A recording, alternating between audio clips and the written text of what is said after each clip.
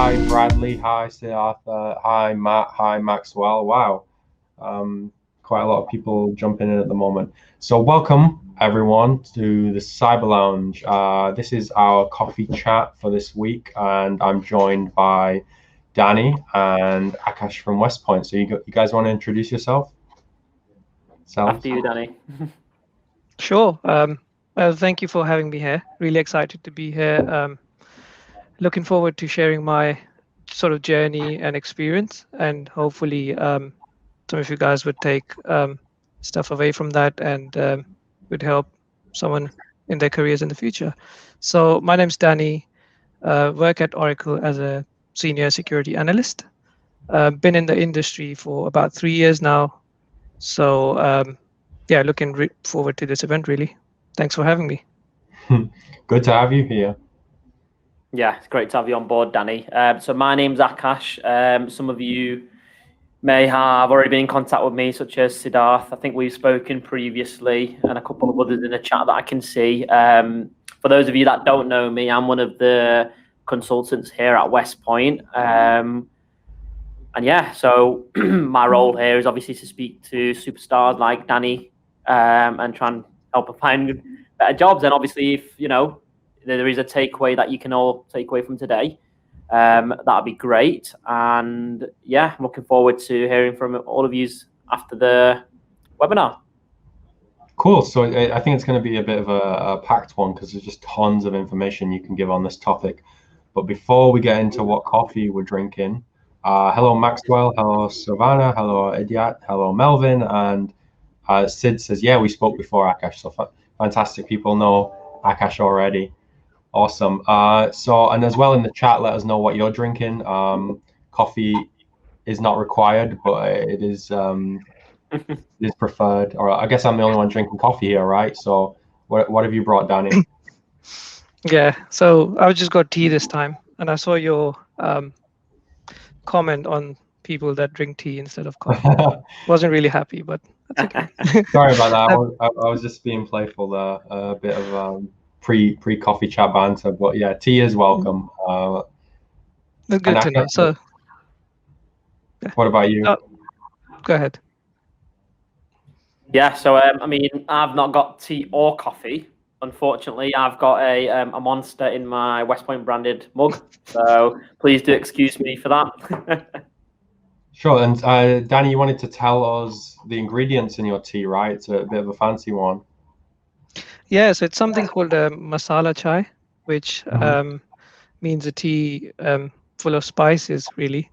And I've got cinnamon, a bit of ginger, lemon, black pepper. It's really tasty. Wow. Good benefits as well.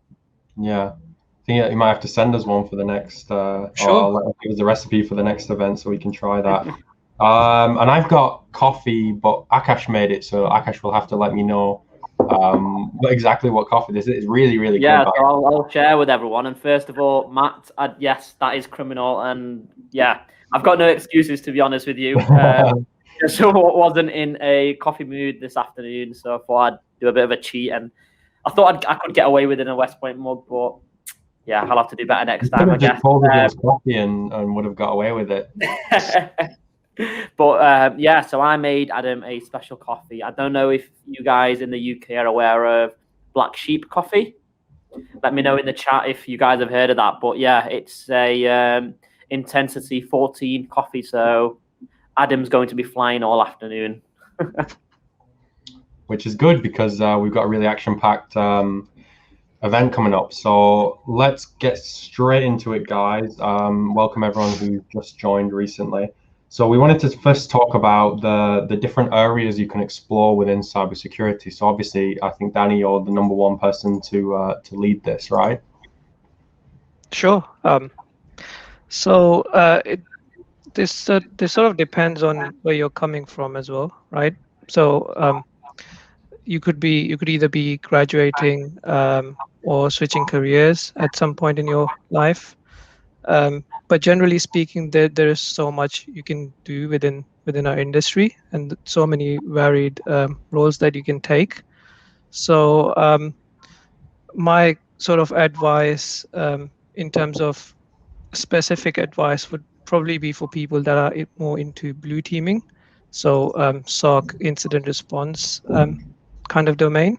But I'd be happy to give sort of some generic advice, which I'm sure most of the people on the call would it'd be useful for them. So, but in terms of general areas that you can go into, so I work in SOC and incident response, which is blue, call it the blue teaming, where we monitor sort of logs and systems within a company and then respond to incidents or events as and when they come. Also do some forensic work, so a bit of forensics. Yeah, so that's the blue side of things, but obviously you can do red teaming, there's penetration testing, there's compliance, risk, so much you can do in the industry really, and there's something for everyone. So you don't have to have a specific skill to work in this industry. There's so much that you can learn once you join a company or get into a role. It's about having that intent and enthusiasm to pursue what you want to do. And there's so many people on LinkedIn now as well, and recruiters like yourself who are willing to help people get into these roles and sort of guide them. So yeah, so much out there. There really is, and as well, I think a point that we try and reiterate, or at least the speakers we've had, is that you don't need to be technical.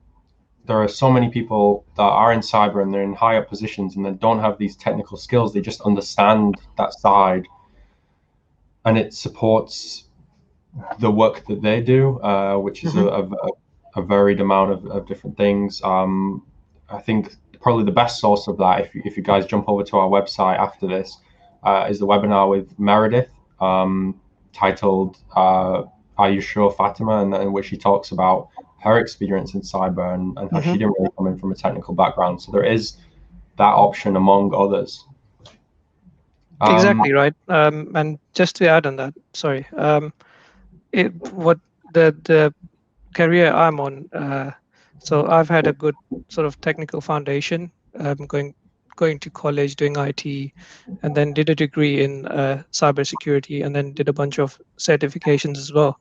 So yeah, speaking from experience, there's certain roles that do not require technical knowledge, but obviously there are some roles that do require a bit of technical knowledge and those foundational skills. So it all depends on the role that you're going for. 100%. And guys, make sure to drop any comments you have, questions you have for us now, and we'll make sure we get to answer them before we finish. So you can just feel free to ask those questions as we're going. And what kind of thoughts do you have on this, Akash? I think what Danny said in terms of which avenue you want to go down within cybersecurity is very important. Say, for instance, if you are a really technical individual and you want to go into a technical role, then I think, you know, stuff like certifications, etc. I'm sure Danny can back me up on this. It does come into play. However, you know, if you want to go into a non-technical role, such as, you know, something, for instance, like, you know, your governance or compliance stuff, which is not as hands-on technical as some of the engineering roles, you know, if you are a personable person, does that make sense? Personable person, you know, if you have the characteristics of someone that you can liaise with the different stakeholders, I think that's what's more important in those type of roles. You've got to have fantastic communication skills, etc. So I think, you know, you first of all, you to identify what type of roles you want to go into or what type of an individual you are as well. I think Siddharth has put being technical means programming skills like Python. Yeah, exactly. That's exactly what I mean. So with Python, Bash scripting, obviously that's all transferable into your stuff like your application security, etc. So if that is something that someone wants to get into, it'd be good if you can, you know, back that up with some sort of certifications, whether that's, you know, in some sort of like cloud certifications, AWS, etc. So yeah, I hope that helps with And you your touched on something really valuable there, Akash, about transferable skills, because I think that's what that Fatima ad was all about, as poorly executed as it was, that there are so many transferable skills that you could bring into cybersecurity, and we're actually in desperate need of them with the skills shortage, and diverse skills are more important now, I believe, than ever before. Jonathan said something to think about as I come from an insurance background. I mean, I'm sure you can, just from the sort of compliance side of insurance, there's tons there that you can transfer over into cyber. So Daniel said, or rather he asked, how to tackle the need of knowing lots of technologies as per employer requirements. Lots of entry-level jobs have high demands. Which strategy is best? Less technologies, but a better knowledge of them, or more variety, but on a more basic knowledge level? What do you think? Yeah, I've got. Sorry, Danny. I'll share my opinion on this. Sure. So, some of the roles that I have recruited for, or I'm recruiting for currently, say for example, require AWS cloud experience. However, not every single company is on that platform. So if you've got experience within another technology such as Azure or Google Cloud, quite a lot of that is transferable onto, say for instance, AWS, etc. I'm not too sure if that's similar within any of the SIEM technologies that you may use, Danny. Maybe you can shed some light onto that. Sure. So you kind of touched on the point there. I believe that having a foundational knowledge of one technology or a couple of technologies kind of can be transferred, because no one in our industry knows how to work every single SIEM product or has actually worked on every single SIEM product, right?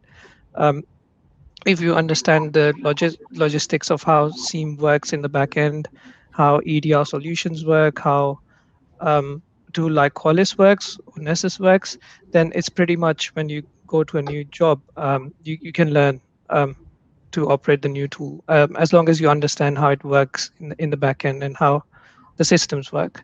So in terms of the job descriptions, companies do put a list of tools that they use in JDs, but that doesn't necessarily mean you have to be a pro or an expert in that technology, right? People are willing to train candidates when they join. So yeah, having foundational knowledge, in my experience, is more important than knowing how each and every tool works out there.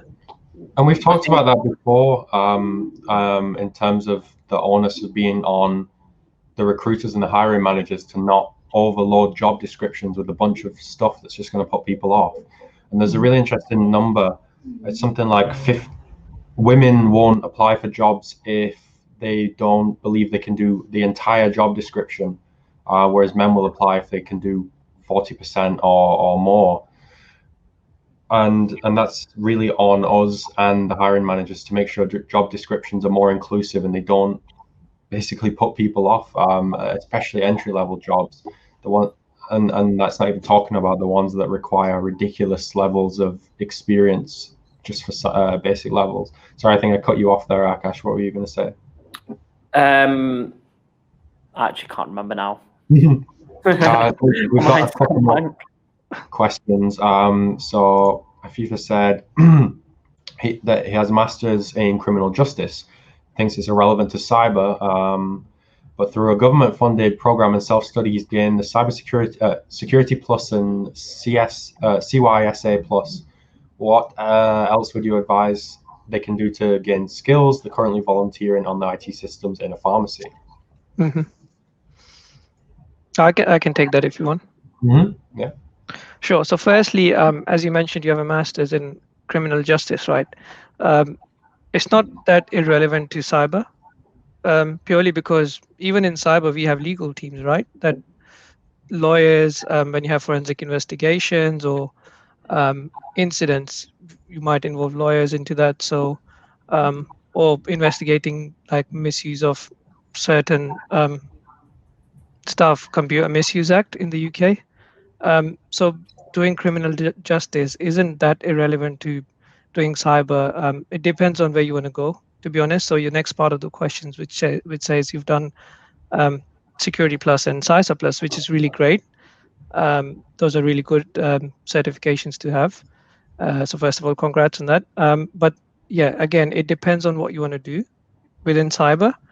And the best thing you can do is reach out to people that are working in the industry and are doing something similar to what you aim to be doing in the next 5 years. Set up conversations with them, just ask for half an hour of their time in the week. You'll learn a lot just speaking to people. So that's my number one tip, just speak to people. So Afifa followed up. Sorry, Adam. I think just on the back of that, I think networking is so important, especially when you're just starting off, because you can sometimes get lost in the massive web of everything within cybersecurity. You can get quite lost because there's so many components of it. But if you know what you want to go into, what I'd recommend is start building a network on your LinkedIn of individuals that are in that job. And then you could, like Danny said, reach out to them, try and have a conversation with them, pick their brain as much as you can. You may think you're annoying them, but you're not. They'll be happy to help you. Go on the LinkedIn page. Look at what certifications they have. Maybe try and replicate that. Try and do a little bit of research within that, and that's the best way you're gonna, give yourself the best chance to get into a role similar to that. Mm-hmm. So I just wanted to catch up on some of the comments. So Afifa said, as a woman, that's exactly my issue when applying, about not always being confident that you can fill every single requirement. So I suppose besides the side where we and the hiring managers need to be better with that, I think just apply for more jobs that if you believe that you have that correct skill set. But also, as Akash said, networking. I mean, I'm marketing for West Point. The networking side of cybersecurity is getting people jobs. I mean, some of the people we've had on previous webinars or previous coffee mornings, coffee chats, at the beginning they didn't have. They were in the same position as many of you, struggling to find a job, and now they're in their first role because they were always posting on LinkedIn. They were always connecting with the right people, as Akash said. And that's one of the best things about the cybersecurity community. For the most part, everyone's incredibly helpful and cares about building up the rest of the industry. Yeah, just to add on that, so when I started my final year at Westminster, I actually counted the amount of people I reached out to in my final year. I think I sent about 230 messages to random people on LinkedIn. So CISOs, CEOs, analysts, pen testers. And I was like, look, this is my last year. I'm going to graduate. This is what I want to do. Do you have any advice? Do you want to set up some time? And that's how I made a big LinkedIn profile where people would actually be, of course, you'd have about 20 to 30% of the people ignore your messages. And that's going to happen because people are busy, right? But then that 70 or 60% that did respond helped me a lot in terms of providing feedback, CV feedback, interview feedback, and advice generally. So yeah, networking, really important. So Jonathan said, any guides for approaching people on LinkedIn? I think kind of what you said, just be honest about your situation, tell them what you're looking for. I mean, you're not reaching out to that person to try and get you a job. You're just kind of asking for advice, asking for knowledge, or just trying to be a part of their network to learn from them. Yeah, exactly. It's the way you reach out to people as well. I mean, if a CISO receives 100 messages a day and everyone is saying, just give me a job in your company, of course he's not gonna read every single message, right? But if that one message sticks out and says, look, I've read your profile, you've got this experience, this is something specific I want to speak about, you have to relate to the person as well and demonstrate that what value you're going to bring to them, as opposed to just talking about yourself and saying, look, I'm looking for this and just please give me a job.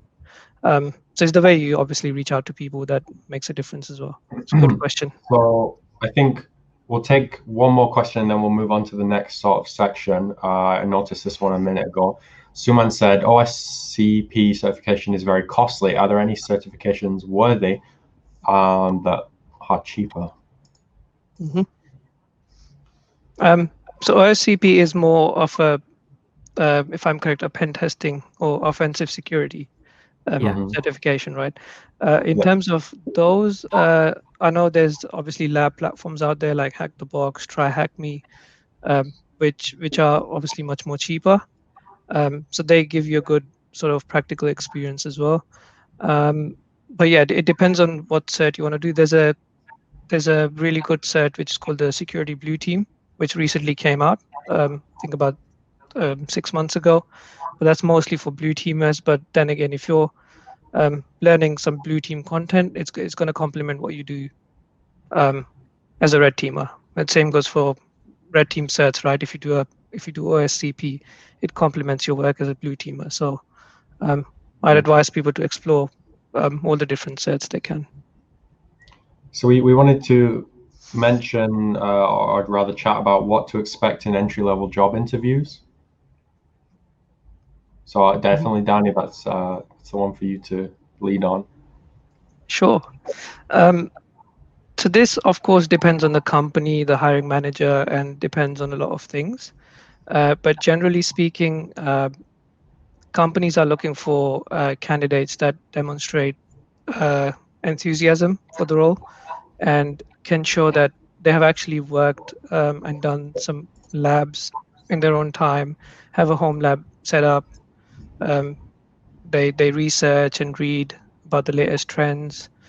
And generally speaking, I think with entry-level roles, hiring managers do expect that the person does not have any practical experience because someone might be just coming out of university or actually switching careers. So me personally, when and if I do interview for these roles, I keep in mind that this person is probably really nervous as well. So it's for hiring managers as well that they got to think about these candidates and make sure they approach questions in a way that makes them feel comfortable. So instead of just talking for 5 minutes about the company and then saying to them, look, now I'm going to jump into deep technical questions and scare them away, you can slowly transition and have a chat like we are in a coffee lounge, where you talk about their life, talk about what they've done before, and then slowly transition into those questions to make sure they give their best in those interviews rather than getting nervous and then forgetting half of the stuff that they actually know. So yeah, that's my take on that. Cool. Akash, do you have any thoughts before we move on to the next question? Yeah, so to be honest with you, we don't really get many entry-level roles on. However, from speaking to the hiring managers regarding entry-level candidates, what they typically look for is just that raw talent. In terms of, you don't have to be the most technically gifted individual, but you've got to be the hardest worker. Like you've got to show that you're motivated, that you're ready to do the job, and you're ready to learn. You can be the most gifted individual in the room. Doesn't mean you're going to be the most successful. The most successful one is going to be the one that works hardest in the room, and the one that's the most motivated. Sure, you can probably back me up on that, Danny.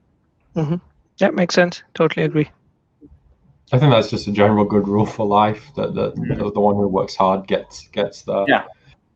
I'm sure there's a fairy tale or two about that exact situation. So we had a question from Sacha who said, if you've got, like me, 15 years of experience in another area and wanted to transfer your skills into cyber after getting some certifications, what to do with your LinkedIn profile? So I think we already kind of covered this in a way, but I just want to reinforce it, that networking with other people and learning how they set up their LinkedIn profiles and starting to tailor yours to match that. Obviously, you don't want to copy, but they're already in the industry and they already have profiles set up, and you can see the similarities between theirs and yours and start to combine the two. Essentially, would you say that's right? Yeah, agree. Yeah, makes sense. Cool. We also have Siddharth, who is asking about salaries. He says, who pays more for the same profile, startups, middle stands, or large established companies? I guess in my opinion, it depends on the company itself. Really, generally you can't blanket startups or big companies when it comes to pay. It depends on the role you're going for. It depends on where the company is at as well. Some startups do pay quite a good salary, whereas other startups would be quite careful with what they're paying, obviously because startup high risk. So it depends. Yeah. Akash, you probably know more than me on Yeah, the I salaries. totally agree with you. It's really difficult to put like a blanket answer on this. As you said, it totally depends on, location. I put up quite a lot of my focus on cybersecurity recruitment in Germany, and we're working with, clients across Germany, and there's quite a lot of startups in Munich, and I'm working with quite a lot of startups in, say, for instance, Berlin, and Munich is like London. It's very, very expensive. So the salaries there are going to be they're going to be a little bit higher compared to, across the rest of Germany. So again, it just totally depends on the role, whether it's going to be remote, whether it's going to be in the office, whether, what location it is. So it's very, very difficult to, put a blanket answer on that. Obviously, there's an important point to make there as well about setting your expectations correctly, especially if you're transferring into cyber at a junior or entry level role. You can't expect to be paid as much as people who have come into it from perhaps a different angle. Again, we did have a really good talk with Ross Ferreton about this on another webinar that's on our page, who basically said he took a significant pay drop from his job as a recruiter, where he was obviously getting commission, to move into cyber and do his passion. So FIFA said the imposter syndrome ruins my interview confidence, and that's another big issue that I'm sure a lot of entry-level people are dealing with right now. Mm-hmm. Definitely, it's something I went through as well. I still do at sometimes. I gotta be honest, and is the one thing I tell. So I mentor quite a lot for my university as well, for students graduating, and I tell them it's okay to not know something, because that's the whole point of going and applying for an entry level position, right? You've acquired some knowledge at university or graduated or are transferring from something else. It's okay to admit and be honest about what you know, and show your intentions about learning. Even now that there are so many things at my current workplace that I get stuck on a day-to-day basis. I have to go online, research, ask a colleague, speak to another team. So yeah, it's okay to not know something, and it's perfectly okay to be open about your skills and knowledge. Cool. So I think we'll kind of move on to the last sort of section now. But remember, guys, get your comments in soon, because we'll just extend over for a little bit just to make sure we cover everything. So where do you see? Oh, so Jashan said, how do you approach to volunteer to get experience? And I think you wanted to talk more about self-study and home labs, Danny, and I think that really will answer Jashan's question. Yeah, sure. So in terms of self-study, there's so much stuff. We're really lucky to live in this age where we have access to so many resources online. One of the things I highly recommend people is to get online accounts with the big cloud providers. Most of them offer free cloud accounts with certain limitations, right? But you can obviously build a home lab in cloud if you wish, if you prefer that, or you can have a physical lab at home. But yes, doing all the lab work. In terms of volunteering and reaching out, I do know some companies do take people on for sort of volunteering and stuff, but then other companies have legal issues and they got to go through NDAs and all that stuff, so they're somewhat hesitant in taking volunteers on. But yes, in your free time, just make sure you do as many labs as you can. Research, YouTube. There was a point in time where I felt lazy doing labs myself. So what I did was go on YouTube and watch people doing labs. and that helps a lot as well, right? You watch someone else do something and you take notes, and next time you build up on that. So you can't always be perfect and do everything. You gotta be flexible and take things as they come. Absolutely. Sasha said, always better to say, I don't know everything, but when I don't know, I can research and can learn. And that's just a general good rule for life, I think. Exactly. And that's the best statement you can make, because if you notice, the first bit, you admit something, and then in the second part of the statement, you're telling the person how you're going to work on that skill. So you present a problem and you present a solution as well. So it's generally, yeah, it's a good statement and a good sort of mindset as well. Yeah, and a couple of people here have mentioned that they have been doing this kind of stuff, and they do have some certifications, but they're just not finding any traction. And for that, definitely, I think that's when you want to look into the personal branding side of LinkedIn, which surprise, surprise, we do have another event about that, and that's on the website with Naomi Bookwater, who I'm sure many of you know, and she talked about how she used LinkedIn and personal branding to get all of her jobs, and also to she looks at that when she's hiring.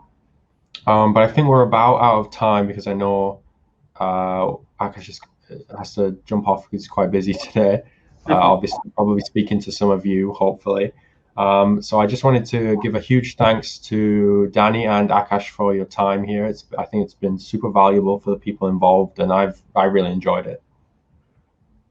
Yeah. Sure, thanks. And if anyone wants to reach out to me personally on LinkedIn, feel free. Any bit of help that I can do, always willing to help and share what I know. So thanks. Yeah, likewise as well, guys. Sorry, Adam, if there is anything we can support you with, please do reach out to any one of us, and we'll be more than happy to assist you as much as possible. Cool. So again, thanks to you guys. Thanks so much to everyone who asked a question. I really hope that we've been able to provide you with some information that can go on and support you in your career. And obviously, all three of us and the rest of the West Point team, we're always available if you need a little bit of advice, or if you're specifically looking for a job right now. You can always apply for any of the jobs on our website, or probably the best advice I can give you right now is, if you're not in the Cyber Lounge, to join the Cyber Lounge, our group on LinkedIn, which there are many links to on our regular LinkedIn page. So you can jump in there and speak to people like Danny and Akash and plenty more. And we're always talking about very similar topics. I have posted a link for next week's event in the chat on LinkedIn. So we're going to have Greg Vandergast, and he's going to be talking about basically what we spoke about today, but from the hiring perspective, because he's been consistently hiring and training up teams, and his actual approach is to go with juniors and train from the ground up. So I'm really interested to find out more about what he has to say, and I'm sure that we can learn a lot that we can apply to West Point. So make sure to sign up for that one, guys, and we'll see you there. But otherwise, I think that's it from us. So have a fantastic rest of your week, everyone, and we'll see you in the Cyber Lounge. Cheers, guys. Thanks, everyone.